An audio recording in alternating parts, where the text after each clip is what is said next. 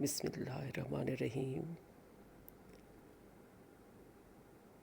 آج ہم سال اول کے حوالے سے اپنی نظم اے وادی لولاب کی تشریح کر رہے ہیں، اور اس نظم کے شاعر علامہ محمد اقبال ہیں کہ جو مفکر پاکستان، مصور پاکستان اور شاعر مشرق ہیں۔ اپنی اس نظم میں انہوں نے وادی کشمیر کے حوالے سے بات کی ہے۔ تشریح سے پہلے ہم نظم کا تعارف اور اس کا پس منظر دیکھ لیتے ہیں تاکہ تشریح کے لیے ہماری جو نظم ہے، بند ہیں، وہ ہمارے لیے آسان ہو جائیں۔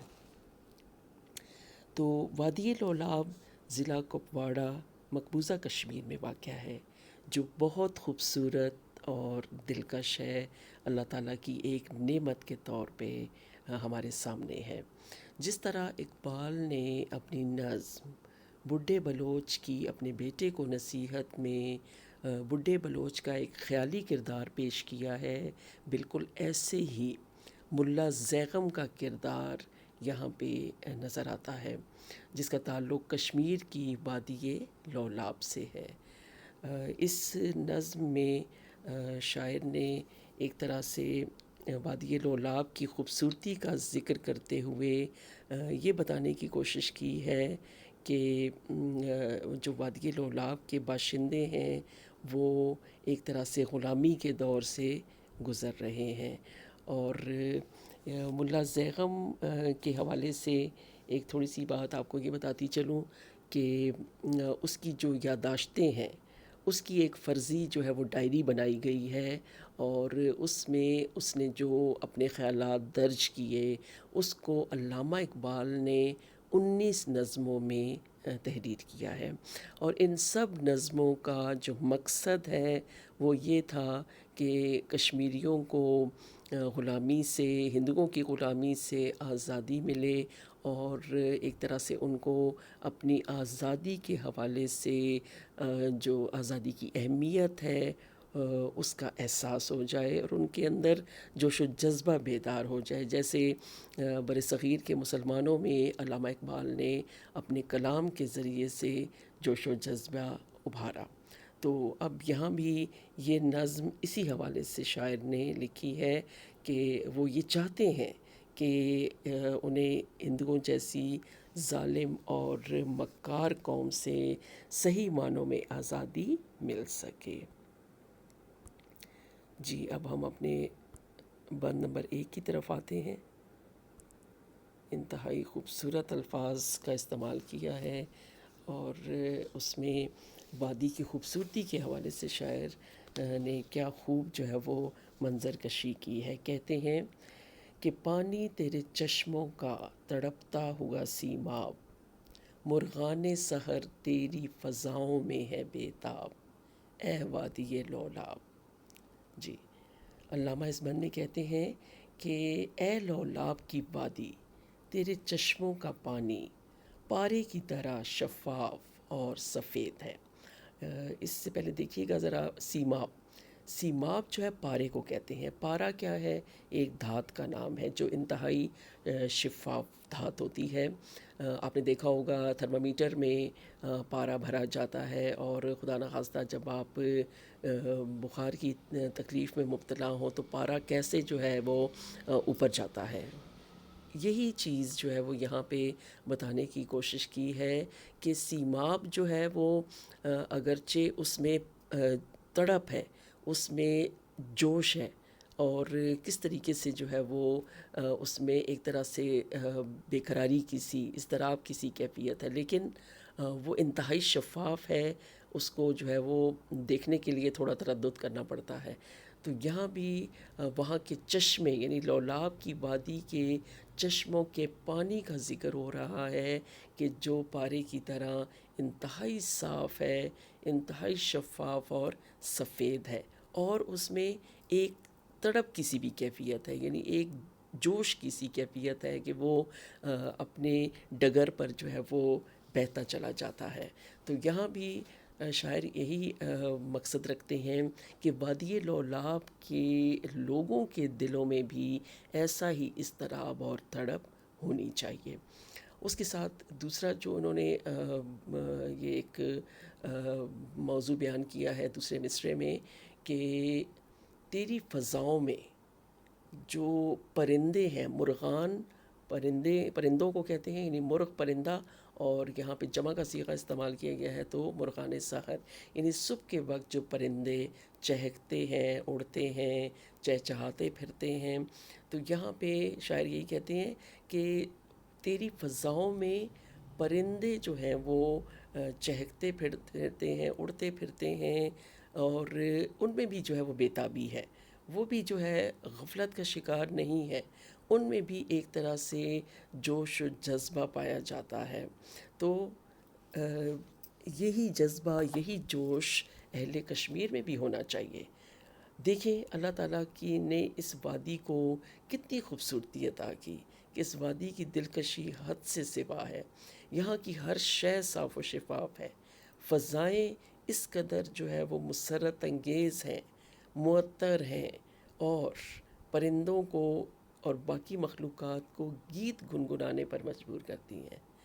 تو ایک بات یہ بھی ہونی چاہیے تھی کہ اس ملک کے رہنے والے غلامی کی زنجیروں سے آزاد ہوتے، کیونکہ غلامی ایک ایسا مرض ہے کہ جس میں انسان کی ذہنی صلاحیتیں تک مقید ہو جاتی ہیں، اس کی سوچ تک میں ایک طرح سے آزادی نہیں ہوتی، اس کی سوچ بھی غلامانہ ہو جاتی ہے۔ تو اسی لیے تو اقبال نے کہہ رکھا ہے کہ غلامی میں نہ کام آتی ہیں شمشیریں نہ تدبیریں، جو ہو ذوق یقین پیدا تو کٹ جاتی ہیں زنجیریں۔ اور یہی یقین کا شوق و ذوق اقبال وادی کشمیر کے رہنے والوں میں بھی دیکھنا چاہتے ہیں۔ تو اسی لیے یہاں پہ وادی کی خوبصورتی کے حوالے سے شاعر یہی جو ہے وہ جذبہ اجاگر کرنے کی کوشش کر رہے ہیں کہ اے باشندوں، اے یہاں کے رہنے والوں، تم لوگوں کے دلوں میں بھی تو ایسا ہی جذبہ پیدا ہونا چاہیے تاکہ تمہیں آزادی ملے اور تم سکھ کا سانس لے سکو۔ جی، بند نمبر 2 کی طرف چلتے ہیں۔ بند نمبر 2 میں علامہ اقبال کیا فرماتے ہیں کہ گر صاحب ہنگامہ نہ ہو ممبر و محراب، دیں بندہ مومن کے لیے موت یا خواب، اے وادی لولاب۔ جی، انہی الفاظ کو اگر آپ دیکھیں تو علامہ کے انداز میں کتنی جو ہے وہ تڑپ دکھائی دیتی ہے، یعنی کتنا وہ اپنے اندر جو ہے وہ جوش و جذبہ رکھتے ہیں، اور یہی جوش و جذبہ وہ منتقل کرنا چاہتے ہیں اپنے پڑھنے والوں کے دلوں میں۔ جی، تو اقبال اس بند میں کہتے ہیں کہ اگر تمہاری عبادت گاہیں اصل دین کی تعلیمات کو فروغ نہیں دے رہیں۔ اب یہاں پہ ایک بات یہ دیکھ لیجئے گا کہ ممبر و محراب کیا ہے۔ ممبر مسجد میں ایک بلند جگہ کہ جہاں پہ کھڑے ہو کر جو علامہ ہیں وہ تقریر کرتے ہیں یا اذان و اقامت جو ہے وہ کہتے ہیں۔ محراب جو ہے وہ اسی کے گول دروازہ ہوتا ہے جس میں کھڑے ہو کر جو ہے وہ اذان دی جاتی ہے۔ تو ممبر مخصوص ہے تقریر کے لیے، خطبے کے لیے، اور محراب وہ جگہ ہے کہ جہاں پہ اذان دی جاتی ہے۔ تو مراد کیا ہے؟ مسجد، یعنی عبادت گاہ۔ اور عبادت گاہیں صرف عبادت کے لیے نہیں ہوتی بلکہ ان کا مقصد یہی ہوتا ہے کہ یہاں سے دین کا بھی فروغ عمل میں آ سکے۔ اب آپ جیسے دیکھیں کہ رسول پاک صلی اللہ علیہ وسلم کے دور میں مسجد نبوی میں مختلف کردار جو ہے وہ وہاں پہ مسجد نبوی کا جو ہے وہ کردار اس طرح سے تھا کہ وہاں پہ سفیر بھی آیا کرتے تھے، وہاں پہ محفلیں بھی منعقد ہوتی تھیں دین کے حوالے سے، وہیں پہ جو ہے وہ مسائل کا حل بھی دریافت کیا جاتا تھا، اور یہاں پہ تعلیم دی جاتی تھی، یعنی وہاں پہ جو اصحاب صفا تھے وہ تعلیم حاصل کیا کرتے تھے، تو دین کی جو ہے وہ دین کے حوالے سے ہر طرح کی، اور دین سے ہٹ کر بھی ملکی حوالے سے یا سیاسی مرکز کے حوالے سے دیکھا جائے تو مسجد کا بہت کردار ہوتا تھا۔ تو اب جیسے دیکھیں کہ صفا جو ہے وہ دنیا کی پہلی اسلامی یونیورسٹی کے طور پر جو ہے وہ سامنے آتی ہے۔ تو مسجد کا جو ہے بہت کردار ہے، اس کے ساتھ ساتھ علماء کا بہت بڑا کردار ہے۔ تو اقبال جو ہے وہ اسی طرف دیکھنا چاہتے ہیں کہ اگر تمہاری عبادت گاہیں دین کو صحیح معنوں میں پھیلا نہیں رہیں، دین کا جو پیغام ہے وہ لوگوں تک نہیں پہنچا رہیں، تو اس کا مطلب یہ ہے کہ پھر سب بیکار ہے۔ اور عبادت گاہوں سے دین کا فروغ کیسے ملنا ہے؟ علماء کے ذریعے سے ملنا ہے، اور ہمارے جو علماء ہیں وہ اپنا کام صحیح طریقے سے سر انجام نہیں دے رہے۔ اگر مساجد کے خطیب اور امام اپنے دلوں میں مذہب اسلام کے لیے محبت اور طرب نہیں رکھتے، اور اس محبت کو وہ آگے پھیلاتے نہیں ہیں، تو سب کچھ جو ہے بے معنی ہو جاتا ہے۔ اگر مسجد کے ممبر و محراب سے لوگوں میں آزادی اور جہاد کا جوش پیدا کرنے کی آوازیں بلند نہیں ہوتی، تو پھر مقصد ختم ہو جاتا ہے۔ پھر دین جو ہے وہ بندہ مومن کی موت ہے۔ یعنی ایک طرح سے کہنا چاہیے کہ مسلمان پھر غفلت کی نیند سو رہے ہیں، یا ہاتھ پہ ہاتھ دھرے ایک روشن مستقبل کا خواب دیکھنے میں مصروف ہیں۔ اور اس طرح سے عمل کے بغیر، جوش و جذبے کے بغیر، جد و جہد کے بغیر تو پھر کچھ ہاتھ نہیں آتا۔ وہ جیسے اقبال نے کیا خوب فرمایا ہے کہ تھے تو آبا وہ تمہارے ہی، مگر تم کیا ہو، ہاتھ پہ ہاتھ دھرے منتظر فردا ہو۔ اور یہاں ایک اور شعر میں آپ دیکھیں کہ مسلمانوں کی موجودہ حالت پہ کیسے اقبال نے روشنی ڈالی ہے کہ بجھی عشق کی آگ اندھیر ہے، مسلمان ہی راکھ کا ڈھیر ہے۔ یعنی مسلمان راکھ کا ڈھیر کیوں بن چکا ہے؟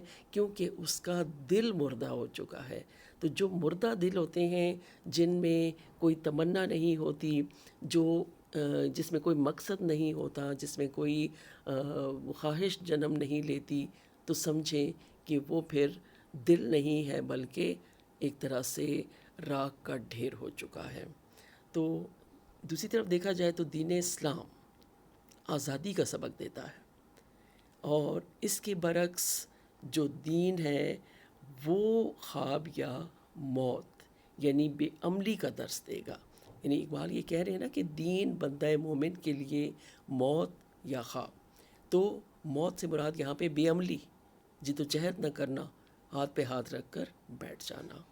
تو یہاں پہ اگر دین آپ کو جو ہے وہ آزادی کا سبق نہیں دیتا، آپ کو غلامی سے سمجھوتا کرنے کے لیے کہہ دیتا ہے، دین نہیں کہتا، یہ علماء ہیں، یہ لوگ ہیں جن کو آپ اپنا مسیحا سمجھے بیٹھے ہوتے ہیں، یہ وہ پیغام آپ کو دیتے ہیں، تو سمجھیں کہ پھر ایک جگہ جمود کا شکار ہو جاتی ہے قوم پھر آگے نہیں بڑھتی، اور اس کو بلکہ قوم کہنا بھی جو ہے وہ ایک طرح سے غلط ہے، کیونکہ دین کے بغیر قوم نہیں ہے بلکہ بکھرا ہوا ہجوم ہے۔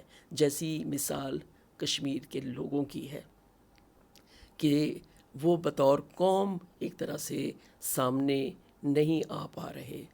تو یہاں پہ شاعر پھر یہی کہتے ہیں کہ اے وادی لولاب، کاش کہ تیرے علماء، خطیبوں اور اماموں میں دین کی سمجھ پیدا ہو جائے، اور تیرے باشندے بھی عقل و شعور کے ساتھ عملی طور پر اپنے لیے پرسکون زندگی کا حصول ممکن بنائیں اور کامیابی کی منازل طے کریں۔ جی، بند نمبر 3 کی طرف آتے ہیں۔ علامہ نے خوبصورت مثالوں کے ذریعے سے اپنی بات واضح کرنے کی کوشش کی ہے. کیا کہتے ہیں کہ ہیں ساز پہ موقوف نوا ہائے جگر سوز، ڈھیلے ہوں اگر تار تو بیکار ہے مضراب، اے وادی لولاب. جی معنی دیکھیے گا ذرا کہ نوا آواز کو کہتے ہیں، تو نوا ہائے جمع کا صیغہ، جگر سوز جگر میں تڑپ پیدا کرنے والی، جگر کو ایک طرح سے ہلا دینے والی، یعنی ساز پہ موقوف نوا ہائے جگر سوز. جی آگے چلتے ہیں، پھر ہم جو ہے وہ بات کو مکمل کرتے ہیں. ڈھیلے ہو اگر تار تو بیکار ہے مضراب. جی مضراب جو ہے وہ اس تار کو کہتے ہیں کہ جس کے ذریعے سے ساز کے تاروں کو چھیڑا جاتا ہے. ٹھیک ہے، اور یعنی اس مضراب سے، اس تار سے ساز کے تار، یعنی جو تار جو ساز ہے، گٹار ہے، ستار ہے، جو بھی ہے، اس کے تاروں کو چھیڑا جاتا ہے تو تب اس میں سے ایک سر نکلتا ہے. اور یہاں پہ پھر شاعر جو ہے وہ مثال کے ذریعے سے کیا کہہ رہے ہیں کہ اگر کسی ساز کے تار مضبوط نہ ہوں، ڈھیلے ہوں، تو ان سازوں سے دل و جگر کو تڑپا دینے والے گیت پیدا نہیں ہوتے. تو اب بات کس پر منحصر ہے؟ تاروں کو مضبوط ہونا چاہیے، یعنی ساز کے تاروں کا مضبوط ہونا ضروری ہے. تو یہاں پہ تار سے مراد جو ہے وہ کیا لی گئی ہے؟ اب یہاں پہ ہم دیکھتے ہیں کہ کس چیز کو انہوں نے مضراب اور کس چیز کو انہوں نے جو ہے وہ نوا کہا ہے. جی تو وادی لولاب کے باشندوں کو نصیحت کرتے ہوئے کہتے ہیں اقبال کہ جب تک اسلامی تعلیمات اور غلامی کی قید سے نکلنے کا جذبہ تمہارے دل کے تاروں کو نہیں چھیڑے گا، اس وقت تک تمہارے اندر مثبت تبدیلی نہیں آ سکتی. جی تو اندازہ ہوا آپ کو کہ جو مضراب ہے وہ کیا ہے؟ وہ تمہاری دین کی تعلیمات ہیں اور غلامی سے نکلنے کا جذبہ ہے. وہ مضراب اگر تمہارے دل کے تاروں کو نہیں چھیڑے گا تو اس وقت تک تمہارے اندر کوئی تبدیلی نہیں آ سکتی، تم اسی طرح سے بے عملی کا شکار رہو گے. اسی لیے اقبال چاہتے ہیں کہ تمہارے اندر جو ہے وہ دین سے محبت پیدا ہو اور تمہارے اندر آزادی کا جوش و جذبہ بیدار ہو، کیونکہ دل مردہ دل نہیں ہے، اسے زندہ کر دوبارہ، کہ یہی ہے امتوں کے مرز کہن کا چارہ. تو امتیں، اقوام تبھی کامیاب ہوتی ہیں کہ جب ان کے جو باشندے ہیں، جب ان کے نوجوان ہیں، ان کے دلوں میں جذبہ بیدار ہو جاتا ہے. جذبہ بیدار ہوگا، تمنا بیدار ہوگی، تو تبھی اقوام آزادی کی طرف آتی ہیں اور ترقی و خوشحالی سے ہمکنار ہوتی ہیں. تو دل اگر اللہ تعالیٰ کی محبت سے سرشار ہو، اہل وطن سے، وطن کے رہنے والوں سے خلوص اور ہمدردی کے جذبات ہوں اور اپنی دھرتی سے محبت بھی ہو، تو تبھی پھر ایسے اقدامات سامنے آتے ہیں. کیونکہ یہ چیزیں بہت ضروری ہیں کہ اللہ تعالیٰ سے، اس کے دین سے محبت ہو اور اپنی دھرتی اور اس کے رہنے والوں سے محبت ہو، تو سمجھیں کہ پھر آپ بہت کچھ دکھا سکتے ہیں.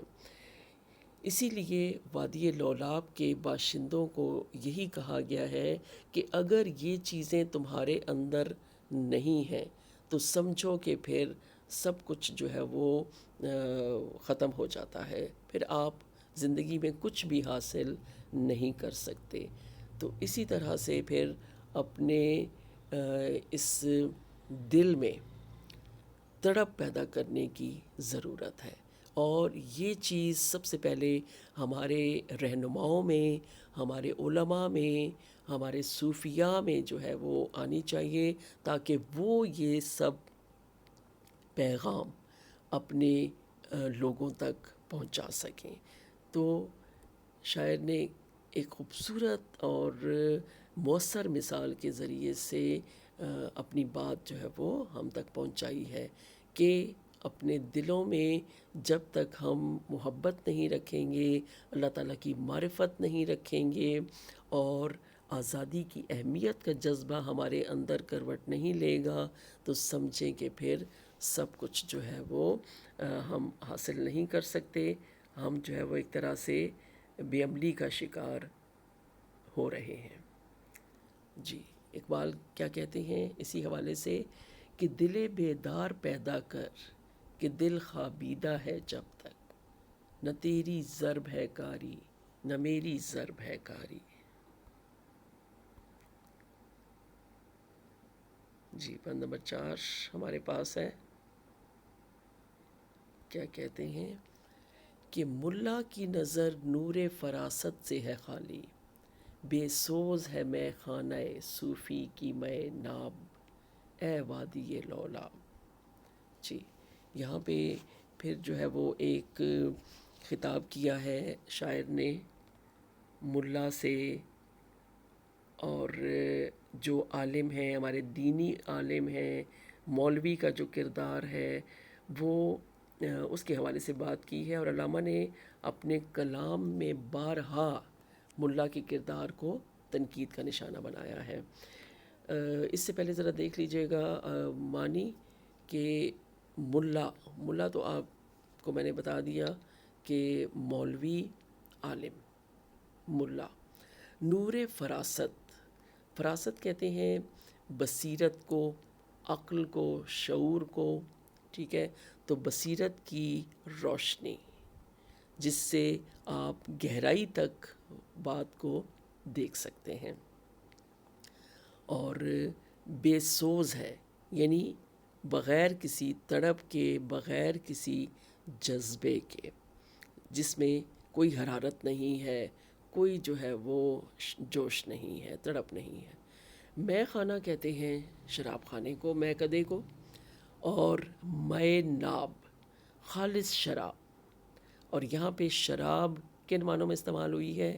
اللہ تعالیٰ کی معرفت، اللہ تعالیٰ کی پہچان، خالص محبت، اور دوسرے معنوں میں ہم دین کے حوالے سے بھی جذبہ لے سکتے ہیں اور وطن کے حوالے سے بھی اس جوش و جذبے کو لے سکتے ہیں۔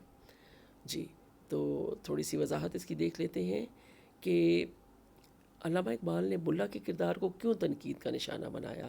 اس وجہ سے کہ ان کا علم محدود ہے، وہ اپنا جو کچھ جو ہے وہ علم حاصل کر لیتے ہیں اسی پر ہی اکتفا کیے رہتے ہیں اور اس کو آگے نہیں بڑھاتے۔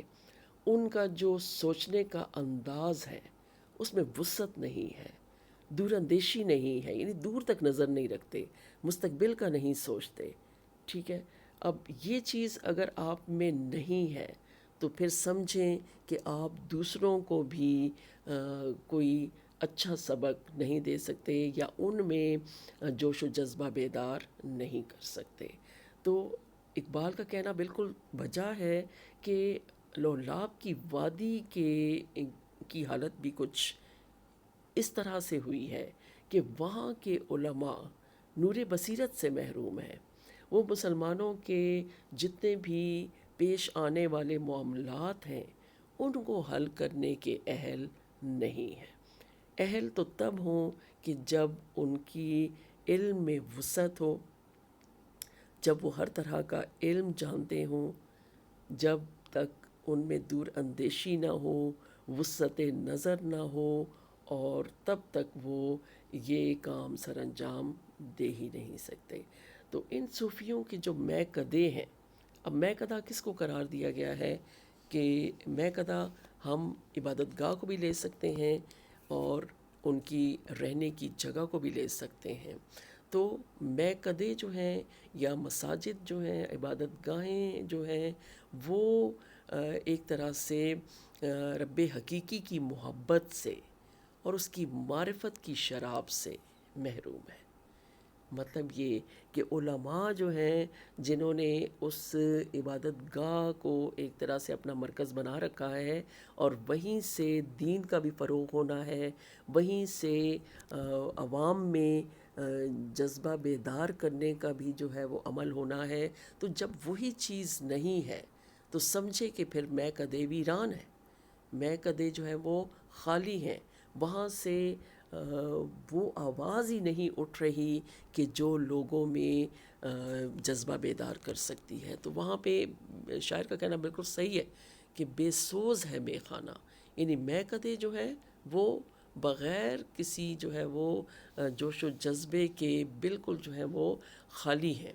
اور جو صوفیاء کی مے خانہ صوفی، یعنی صوفیوں کی جو مے خانے ہیں، وہاں سے جو شراب مل رہی ہے وہ شراب بالکل ہمارے دلوں کو بیدار نہیں کر رہی، اور وہ شراب نہیں ہے، یعنی شراب سے مراد آپ تعلیمات لے لیں، ٹھیک ہے، محبت اور معرفت کی تعلیمات، یعنی وہ علم نہیں ہے، وہ تعلیمات نہیں ہیں کہ جن کی وجہ سے ہم اپنے خالق حقیقی کی محبت اپنے دلوں میں رکھیں یا اس کو پہچان سکیں، کائنات کے اسرار و رموز سے واقف ہونے کی تگ و دو کر سکیں۔ تو یہ چیزیں جب ہمارے اندر بیدار نہیں ہو رہی یا اس کا پیغام ہمیں نہیں مل رہا، تو سمجھیں کہ پھر یہ میں کدے خالی ہیں۔ کیوں؟ کیونکہ ملا کی جو نظر ہے وہ دور اندیش نہیں ہے۔ کاش اب در پردہ جو ہے وہ اقبال کیا مقصد رکھتے ہیں، ان کی کیا خواہش ہے کہ اللہ کرے کہ یہاں کے ملا کو یا جتنے بھی ملا حضرات ہیں ان کو اپنی ذمہ داریوں کا احساس ہو سکے، کیونکہ جب تک یہی رہنما، یہ قوم کے رہنما ہیں، یہ قافلے کے رہنما ہیں، تو یہی جب تک اپنا کام درست طریقے سے فرض شناسی سے نہیں کریں گے تو اس وقت تک پھر جو ہے وہ قوم کامیابی سے، اور اس سے پہلے ہر ایک تو اتحاد نہیں ممکن ہو سکتا، اور ساتھ ہی جو بے عملی ہے وہ ختم نہیں ہو سکتی، اور نہ ہی یہ باشندے آزادی کی ڈگر پر چل سکتے ہیں۔ اقبال نے کیا خوب کہا ہے کہ قوم کیا چیز ہے، قوموں کی حقیقت کیا ہے، اس کو کیا سمجھیں یہ بیچارے دو رکعت کے امام۔ تو جب تک ہمارے علوم میں وسعت نہیں ہوگی، جب تک ہمارے اندر وسعت نظر کی خوبی نہیں ہوگی، تو یہ چیزیں جو ہیں وہ بیکار ہو جاتی ہیں، اور پھر صوفیوں کے میخدے خالی رہ جاتے ہیں۔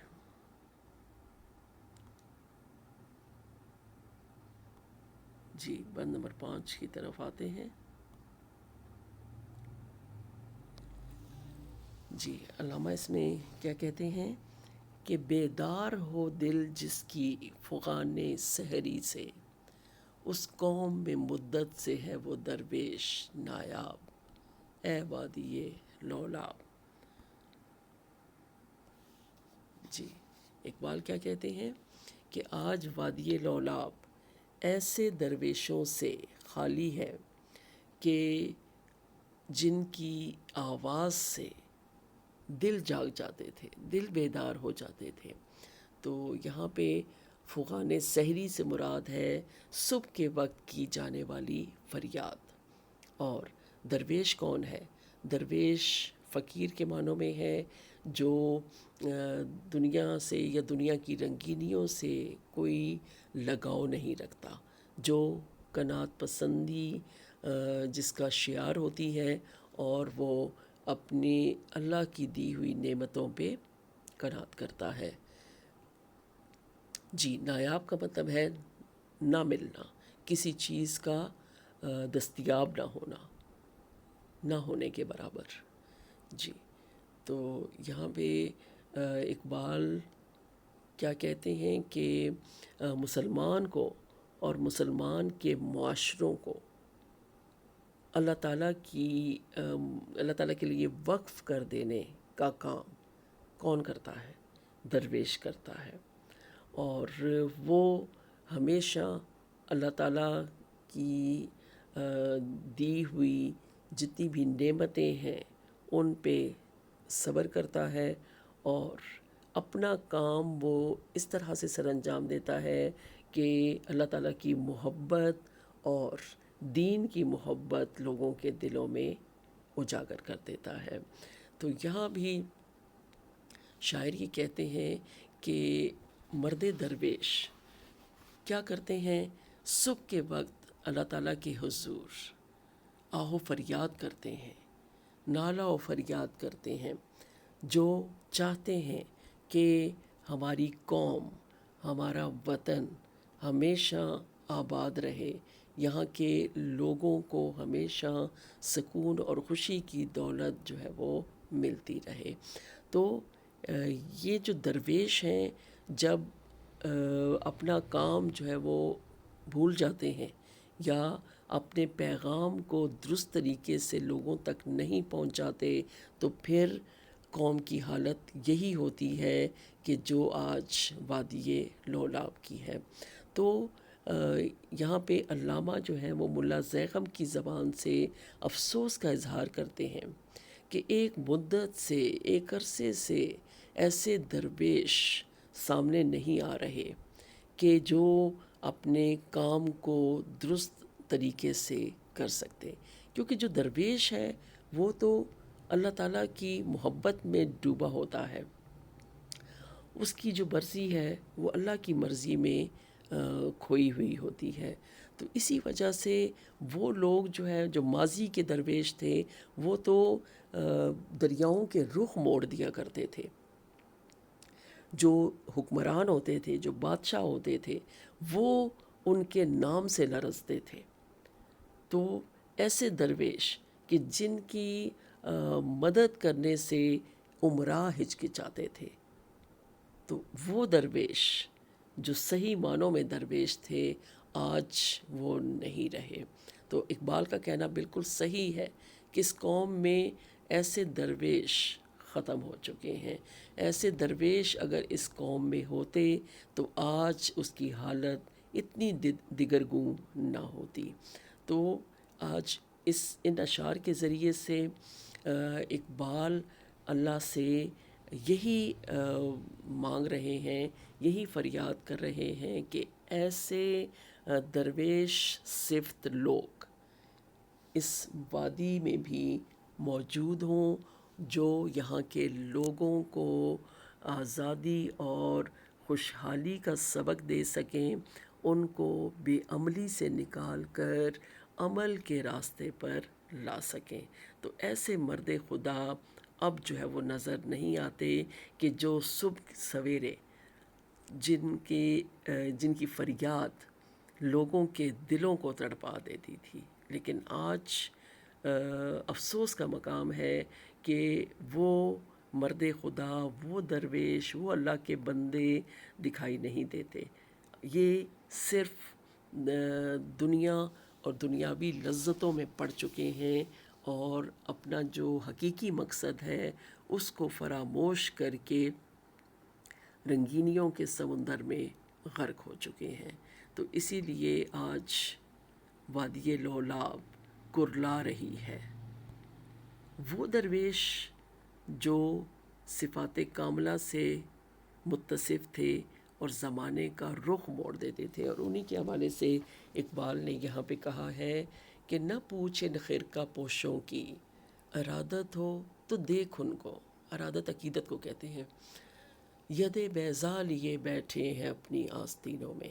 تو یہ مرد درویش تو ایسے تھے کہ جو اپنے ظاہر سے جو ہے وہ بالکل ایک عام اور سادہ آدمی دکھائی دیتے تھے، لیکن اللہ تعالیٰ نے ان کو بہت سی کرامات، بہت سے معجزے عطا کر رکھے تھے۔